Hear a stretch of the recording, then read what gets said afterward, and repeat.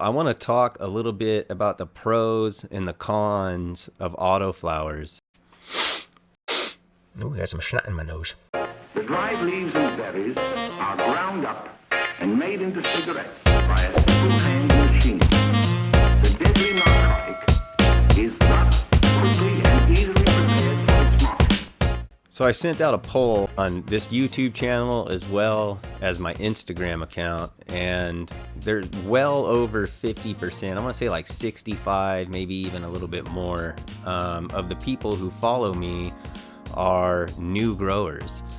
And so I want to talk a little bit about the pros and the cons of autoflowers. If you happen to find yourself rummaging through, Facebook and different social media sites, trying to figure out what to do like I did when I first started, you might find yourself in this sea of conflicting information and you're just not quite sure which way to turn. The purpose of this video is to hopefully just give you just a basic understanding of both the pros and the cons of autoflowers, because although I'm an exclusive autoflower grower, I'm not naive enough to believe that there's no cons. I mean, there's pros and cons to everything. So I'm just gonna go through a small list here of pros and cons just to kind of stimulate your mind a little bit, to get you thinking whether or not this is an avenue that you even want to consider going down. First thing I think I want to do is just define an autoflower. What is an autoflower? If you're totally brand spanking new, I'll just give you a quick overview. Typically, a cannabis plant is going to have a light cycle that triggers its flowering. So in nature, in springtime, the plant comes up, there's lots of daylight hours. And as those daylight hours shorten, that plant begins to flower. Or indoor growers, they'll grow it at 18 hours or so in their vegetative cycle, and then they'll switch their lights to a 12-12 or something similar in order to trigger the flowering. An autoflower, it just automatically flowers. It doesn't matter what light cycle you give it. That's the difference. Before I jump into these pros and cons, I just want to ask that you keep in mind that this is just my opinion, man. This is just my subjective opinion. This isn't gospel truth, across the board. Everyone's different.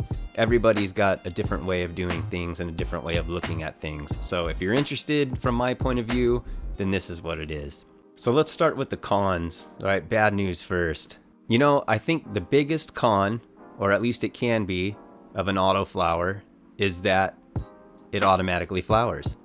It takes some time getting used to dialing it in just right, especially at the beginning stage, to get as much growth as possible before that thing starts to flower. With autos, you don't have time to veg it out, right? Like you can't just start your seed and veg it out for a certain period of time, like a photoperiod, and then decide to flip. You can't get it to a certain size you want and then flip it, or keep it small and then flip it. If you run into like some deficiencies or something, with a photoperiod, you've got time for that stuff because you can delay the flowering cycle by just simply keeping it under a certain light cycle. And with an autoflower, you can't do that.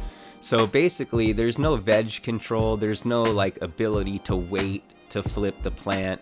Once that thing sprouts, the clock is ticking, dude. And you just got to make sure that you got it dialed in so that it will grow to the best of its genetic ability.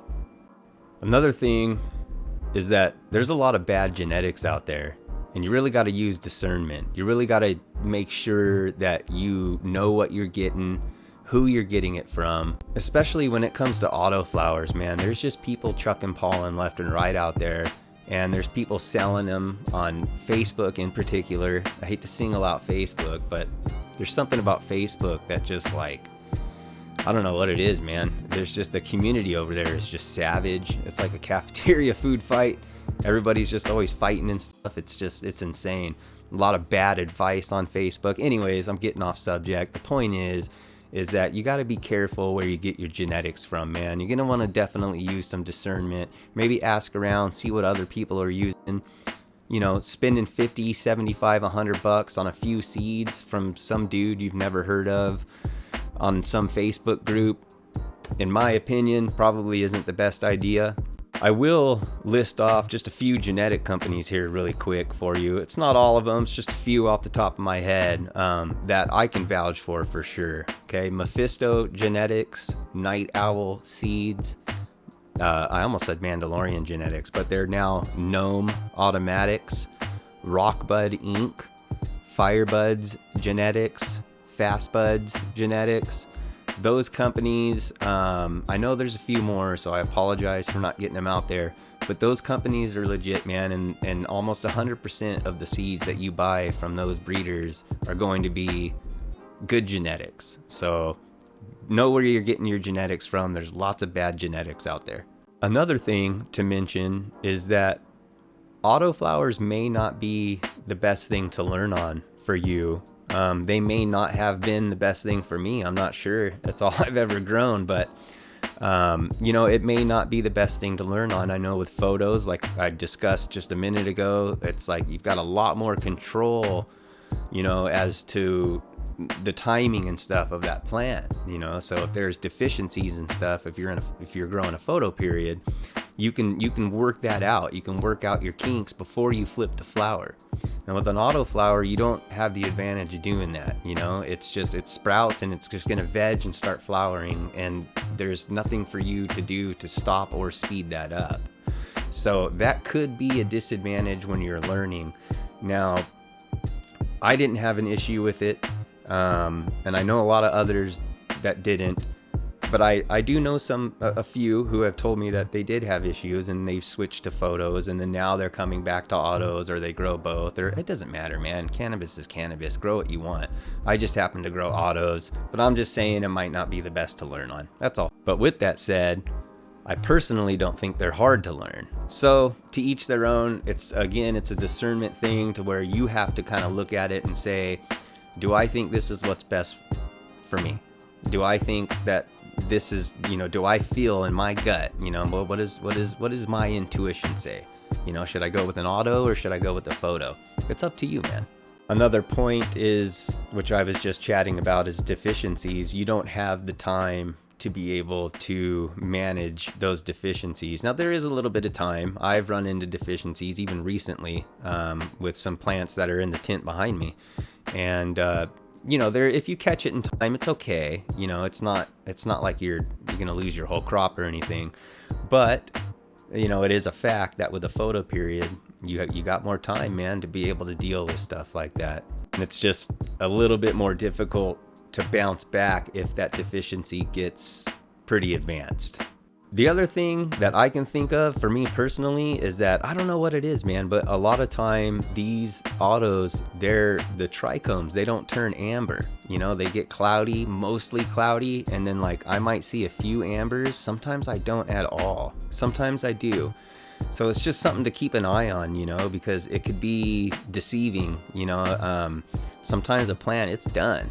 It's done, but those trichomes are just mostly cloudy, and sometimes if you just are waiting and waiting and waiting, you know what I mean? Some of them just don't turn amber, and I don't know what that means at a chemical level, or with CBG and CBN and or whatever it turns into. Sorry if I misquoted that, but yeah. So I don't know what's going on there. I know the smoke is great. I love it and everything's good, man. But it's just something to keep an eye out on. All right, so let's talk about the pros a little bit, man, because I think there are some pros to growing autos that I enjoy, and I want to go over a few of those with you as well. The number one thing that I love about autoflowers, and I think this is kind of generally across the board, is that they're fast. They grow really fast and they finish really fast. I've had an auto, Bobby's Widow by Gnome Automatics, finish in 62 days from the time it sprouted out of the soil as a seedling. Within 62 days, I harvested that plant, and it was some dense, glittered, greasy flower. And I was totally happy. It's probably the fastest auto I've grown, and one of the best as far as flower, to be honest. But they just finish fast, anywhere from 65 to 90 days typically. I mean, some of them go a little bit longer. I tend to stay away from those ones. I like the ones that finish within 90 days, but I'd say for the most part, man, they're finishing like within 65 to 90 days from the time they sprout. And then, you dry them for a week, and if you really want to, you can have your smoke right there, or I prefer to cure it. But either way, it's a quick turnaround. They grow fast, they grow rapid, and I just love it. Number 2 is that they'll grow under any light cycle. And if you think about it, that's really cool, man. So it's like whatever your light cycle is, if you're indoors, if you're outdoors, like they'll just grow under any light cycle. Obviously, with the more light that they get, the larger and the more yield you're going to get. But the fact is that they'll grow under any light cycle. If you've got a veg tint and a flowering tint and you've got room in either one, you can throw autos in either one. They'll grow under 12-12. I mean, why not take up some of the empty space? They'll also grow under 24 hours of light. A lot of people grow with no darkness. I personally suggest a dark cycle, at least like a 4-hour one if you want to do 20 hours on and 4 off. I personally think there's a benefit. My plants have seemed to be healthier when they have a dark period.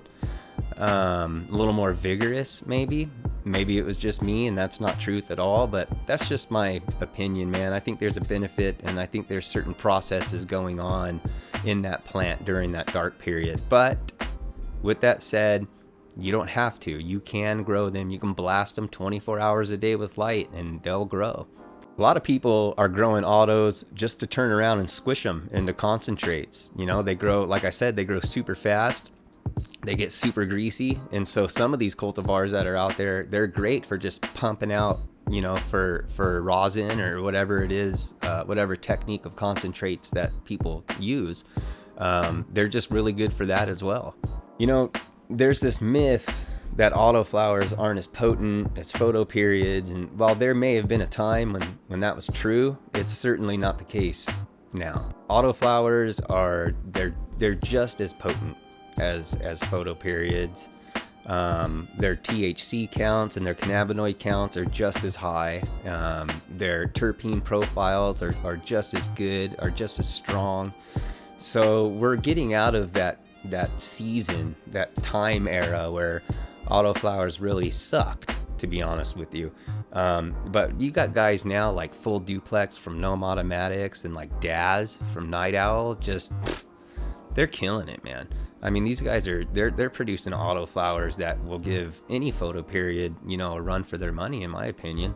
That's not to say that photoperiods aren't good or that you should grow autos over photos. I'm not saying that at all. I'm not in that battle. I think that battle of photoperiod growers against autoflower growers are like, they butt heads and talk about which one's better. To me, it doesn't matter. It doesn't matter what you grow. I choose to grow autos. You grow what you want.